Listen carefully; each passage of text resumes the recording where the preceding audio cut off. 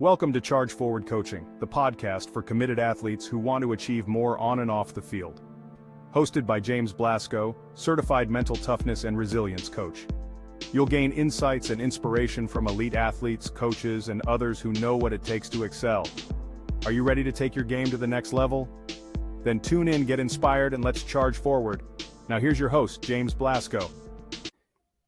Hi, and welcome to another exciting episode of the Charge Forward Coaching Podcast, where we delve deep into the minds of top athletes, coaches, and other successful individuals to uncover the secrets of mental toughness, resilience, and elite performance. Hi, I'm James Blasco, your host, and today we have a very special guest.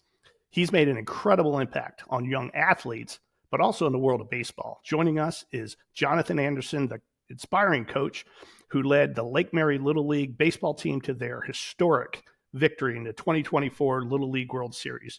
Jonathan brings a wealth of experience from his remarkable coaching career, emphasizing faith, resilience, and teamwork.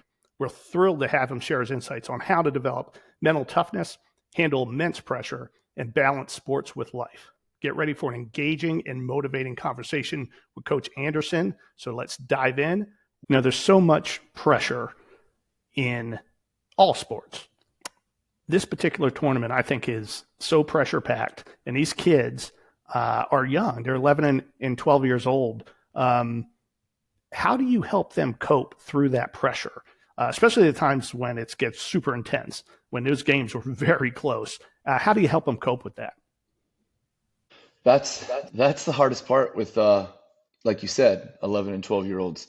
You try your best to prepare them, and that's what you ask for is let's try to limit the free bases. Let's try to limit walks. Let's try to limit errors. We know they're going to happen, but let's limit the damage the best as possible. Because if you do that, those teams can come out on top. And, just to have them locked in for 6 innings, that can be hard sometimes, especially if the game gets out of hand in one direction or the other, or they're worried about something's going on with their friends at home or their parents. So when we won the state of Florida and we had it was like an 8-day break, kind of essentially, we got back home and we started practicing every day and a lot. That's when I started adding running in miles so that the kids could be mentally tough. Because when you get up into Georgia and you're in a hotel room with four teammates, because that's pretty much how they do it, is they give us hotel rooms, and you as the coaches, you try to split them up into 4s as best as possible. So when you're in that hotel room and you're with each other for essentially a week, you need to be mentally tough. You need to be prepared. You need to do what is asked of you to be ready to win, which is, going to bed early, because I can't just come in your room at all hours of the night. It's up to you to do it as a player. It's you that wants to do this. So that's when I started to do some more things to keep them mentally tough and mentally prepared. So were there any specific strategies that you utilize to help them with their mental toughness? We talk about mental toughness. We talk about commitment and challenge, control, and ultimately confidence. What did you have to do to work with them to make sure their mental toughness was there throughout this entire process? The coolest thing to watch was when we won the states and we were about to head off into regionals. That's when the popularity within the media community started to grow. So, they started to get microphones in their face. They started to get cameras in their face. And before we went to Georgia, the kids were a little bit nervous. Their answers weren't, they were a little stuttery. They were nervous. And then you get every game we won up in Georgia, a media crew would want to interview us. We'd have our computer. They'd want to interview us at after the game, post game. And so then you started to get more questions, and I'd let, a player or two in there and talk with me. And then it kept going and going. And then we win the regionals and we get back home and we get greeted with a whole bunch of cameras. And then you started to see them almost start to take the coach's responses to some of the questions of, we're a team, we're one, we're just doing this together. We're trying to bond. We're trying to grow. And they started to hear those answers from me or from their other coaches, and then they started to use them maybe to gain their composure. Those can be fillers for them for when they, forgot what they wanted to say, or they got a little bit shy. They could start to use these answers to compose themselves to where they could gather their thoughts to answer it kind of how they wanted to. So it was fun to see. It was fun to see them grow in that and build their confidence while they were, winning and gaining popularity, essentially. So knowing you're going to have this long stretch, really super competitive games, difficult teams to play against, the kids are young. Were there any particular routines that you focused either on or off the field to help you through this whole period? Yeah, we always had our set schedule, the way we wanted to operate, an hour before the game, and they had every practice, every game, they always had a warm-up routine. It would consist of some type of stretching program or some type of active stretching. And they did it in, I think it was 4 groups of 3. I believe it to be. It was 4 groups of 3, or it was 3 groups of 4. But they had to do it together. They had to be one when the group went off and did, their shuffles or their leg lifts or anything of that nature. We kind of enforce that into them. Is that we're a team. We're going to do this in unison. We're going to do this together. We want this to look as polished as we can, so that you guys understand that you're doing this as one. And that was another thing that we did before. I believe it was before we went to regionals. We did a boot camp as well. We had one of my neighbors was ex-Army, so he came in and he did a little boot camp, a little team building exercises, and he had us bear crawl from base to base and said, listen, if you can go through the grueling of getting on your hands and knees and bear crawling from first to second, when a coach asks you to turn a single into a double, that should be easy. Yeah, with the team, how do you manage the team dynamics? Like, how do you build a strong culture where every player feels valued and that team chemistry really comes together? We didn't have a team that all came together when they were 9 or 10 and just went through the all-star process together. This was a made up team this year. So there's a few kids that have played baseball together for a few years, but as a whole, this was not a core group of 8 kids or anything of that nature. Maybe it was 3 at best, 4 at best. So we had to build the chemistry, and we had to build it kind of fast. And it was a slow process. Some kids still had travel ball obligations or end of season tournaments. You have Cooperstown for a lot of those travel kids. You have a lot of that Cal Ripken, Pigeon Forge, Myrtle Beach. So kids had events that they were going to as a 12-year-old that we had to kind of work around, essentially. And it took a little bit for them to finally come back into the middle of June. And that's when the practice started to get as whole, all 12. And then we could start to work on plays and talk about signals and those things. But to the kids that may have been in and out, the other ones were there at practice working, understanding the coach's philosophy, understanding what was asked of them, what was needed, and it worked. Some of those other kids that had obligations, they knew what I expected of them, and they knew my philosophy, so it wasn't that big of a loss. So some of those kids that didn't have obligations, they were in there and they got to learn exactly what our coaching staff wanted of them when asked. So it all worked out. So throughout the process, you have different personalities on the team, you have different kids, you have different things going on with each and every one, good things, bad things. How did you support them emotionally throughout this process? I think they understood, especially when the working started coming in. So we did do miles before states, because I remember telling them that was our biggest thing was no one's going to outwork you. If this is going to come down to a a battle of who's mentally stronger or who worked harder, we're going to win the game. If we're talking about, you know, a skill, a one-on-one skill, maybe they might be able to get the better of you once or twice, but in the long run, you're not going to lose. And they all understood that. They all believed it. They all deep down knew it. So in any tough game that we had, there was never the emotional, they didn't bring that emotional baggage really into the dugout, essentially. I mean, there was a few kids that they would get upset when they didn't produce in a moment, but we could quickly snap them back and let them understand, that's why we're a team, right? The next guy can pick you up.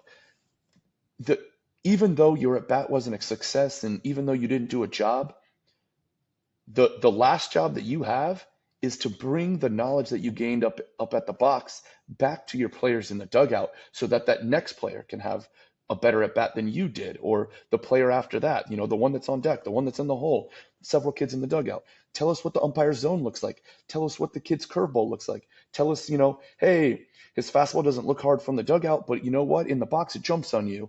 And those kids started doing that, and they started learning that, and they became one. So there wasn't much emotional confusion or emotional pressure on them in most of these games. They knew that their teammates would pick them up, these teammates would handle the job, and we would come out on top.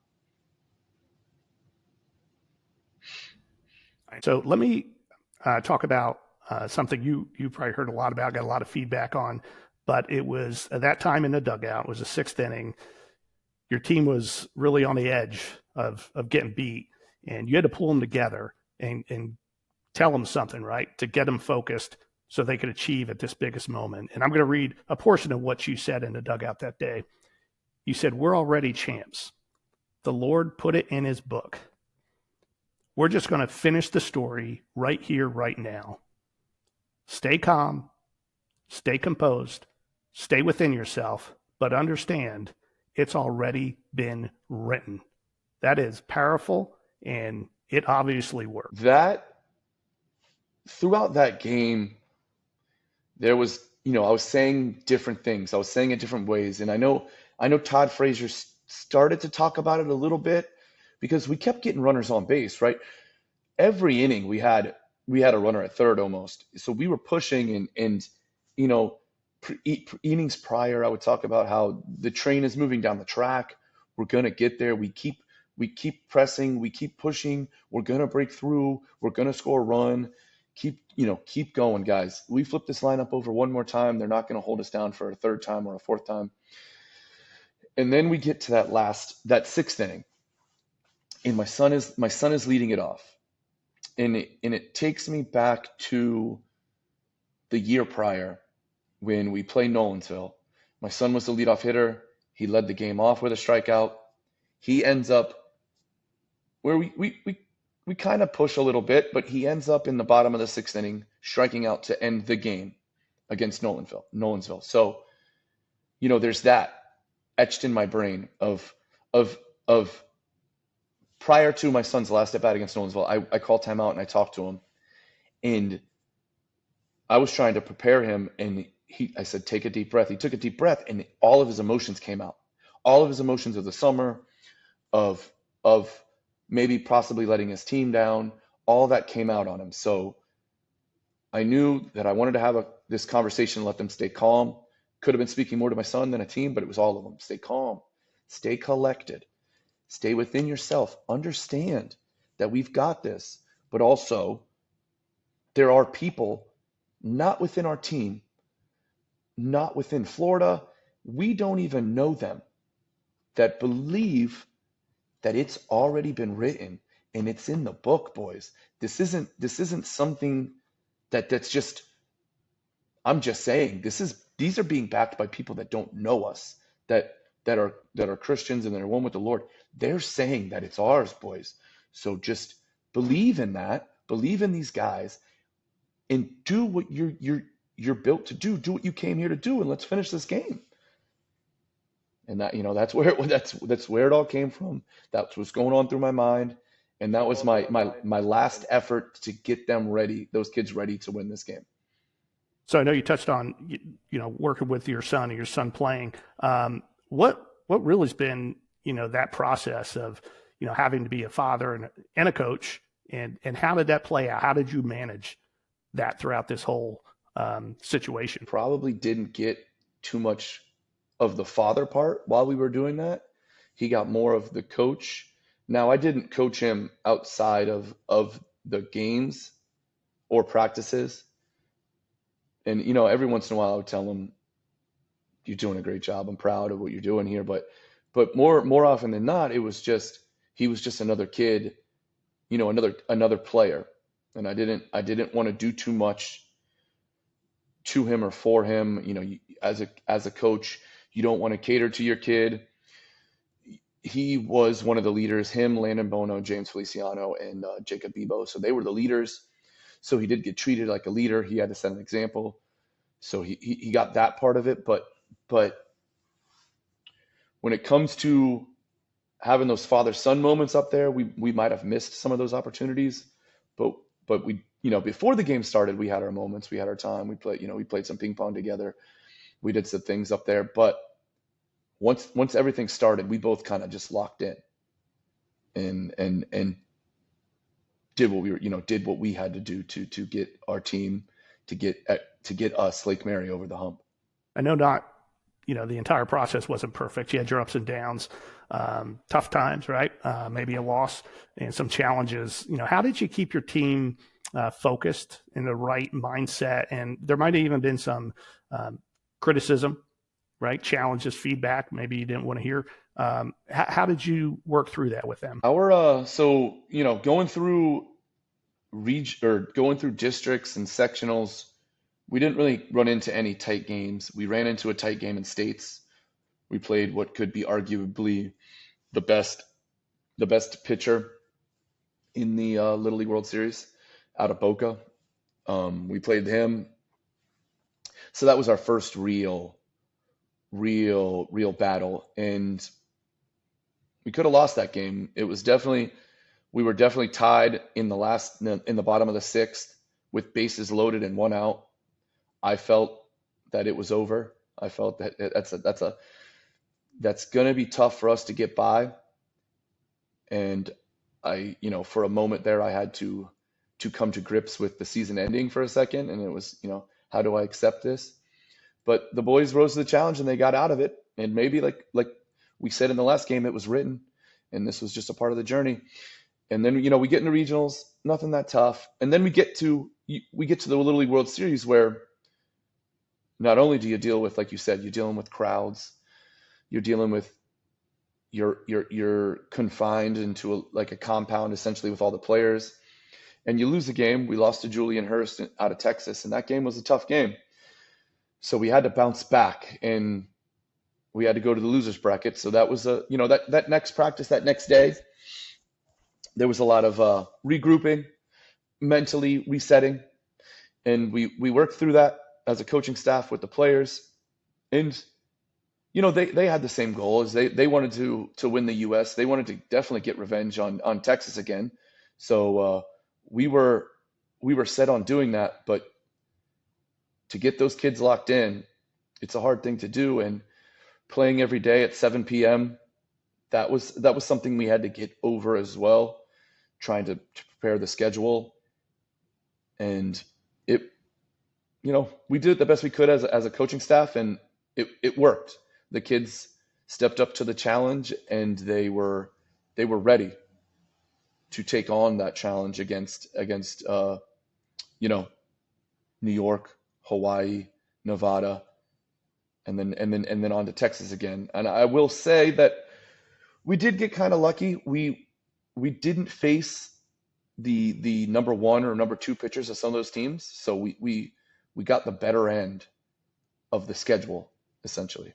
Now, I kind of know the answer to this one, I think, but I'm going to ask, watching those kids, I know it's tough competition, a lot of people watching, the stress, the time spent away from home, but man, they looked like they were having fun.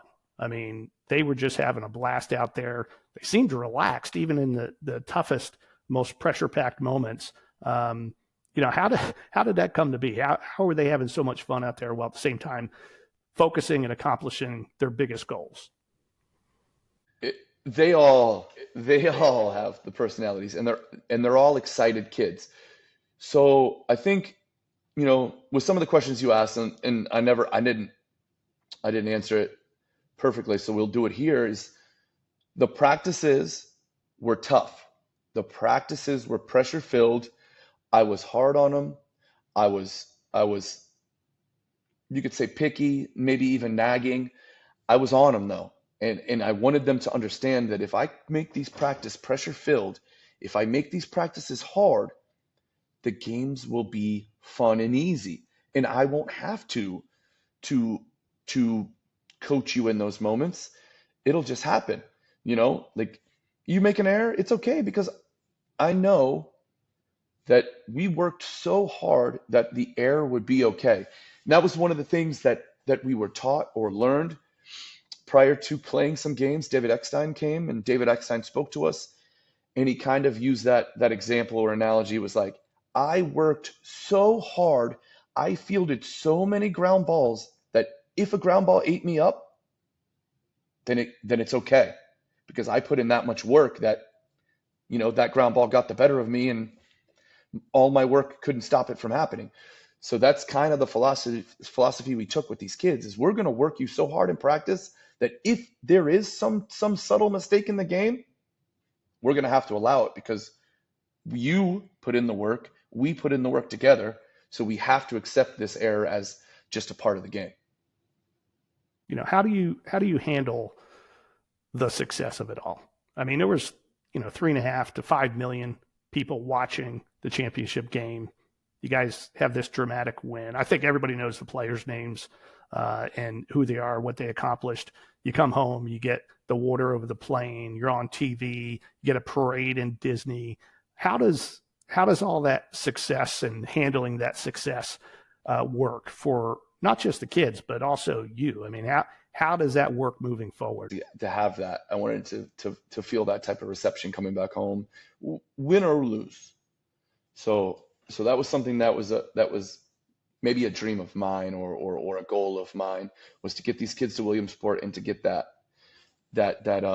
welcome.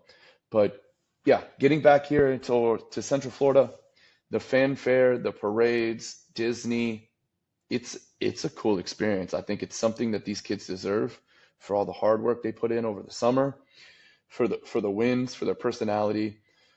I think they're handling it well. I think they love it. I think they love being role models for the kids, being someone that they can look up to. They walk around Lake Mary Little League. They are looked at as heroes to the little kids. They embrace it. I think they love it. I think sometimes the abundance of autographs in a row kind of maybe hurts their hand a little bit, but they work through it. They accept their popularity at the moment. I think they know that it may not last forever. They take all the pictures in the world. They can take a picture. That doesn't take too much energy and effort.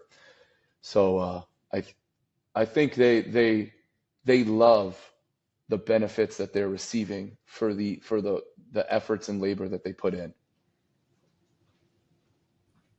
And I just have one last question here. What are your future aspirations?